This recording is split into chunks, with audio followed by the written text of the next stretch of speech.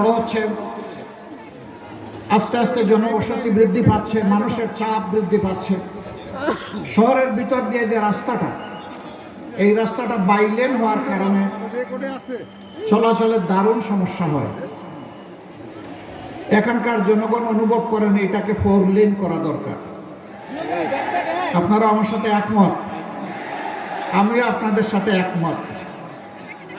ইনশাআল্লাহ আল্লাহ আমাদেরকে সুযোগ দিলে আমরা তা করবো ইনশাআল্লাহ। এরপরে নওগাঁয় একটা পূর্ণাঙ্গ মেডিকেল কলেজ এবং মানসম্পন্ন মেডিকেল কলেজ হাসপাতাল হওয়া দরকার। আমি কথা দিচ্ছি এটা হবে ইনশাআল্লাহ। শর্ত একটাই, মহান আল্লাহ যদি আমাদেরকে সুযোগ দেন, আপনাদের ভালোবাসা, দোয়া, সমর্থন এবং ভোটের মাধ্যমে আমরা যদি সরকার গঠন করার সুযোগ পাই, তাহলে ইনশাআল্লাহ হবে। এরপরে এটা যেহেতু কৃষি প্রধান এরিয়া, এই কারণে আমরা ইতিমধ্যেই ঘোষণা দিয়েছি পুরা নর্থ বেঙ্গলকে আমরা ইনশাআল্লাহ কৃষি শিল্পের রাজধানীতে পরিণত করব ইনশাআল্লাহ।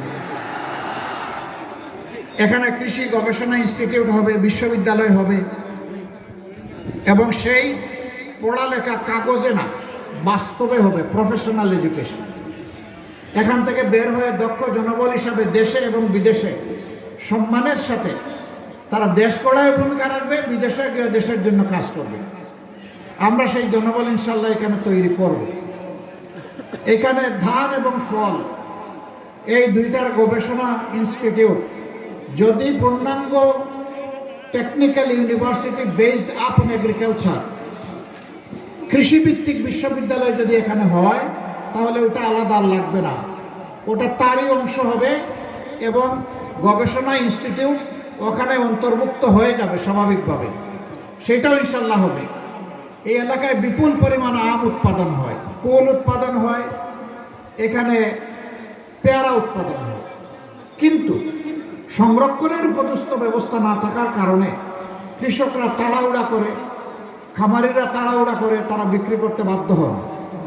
এতে তারা উপযুক্ত মূল্য পান না, আর বিক্রি না করতে পারলে পচে গলে শেষ হয়ে যায়। এটা সংরক্ষণ না করার কারণে দেশবাসীও সারা বছর এটা খেতে পারে না। আমরা ইনশাল্লাহ গোটা উত্তরবঙ্গে আপনাদের সাথেই পরামর্শ করে উপযুক্ত জায়গা নির্বাচন করে, একটা নয় একাধিক, ইনশাআল্লাহ সেই সংরক্ষণাগার আমরা গড়ে তুলব। এরপরে আছে সংরক্ষণাগারের পাশাপাশি বিশেষ করে আম এবং লিচু, দুনিয়ার বিভিন্ন দেশে এখন প্রসেস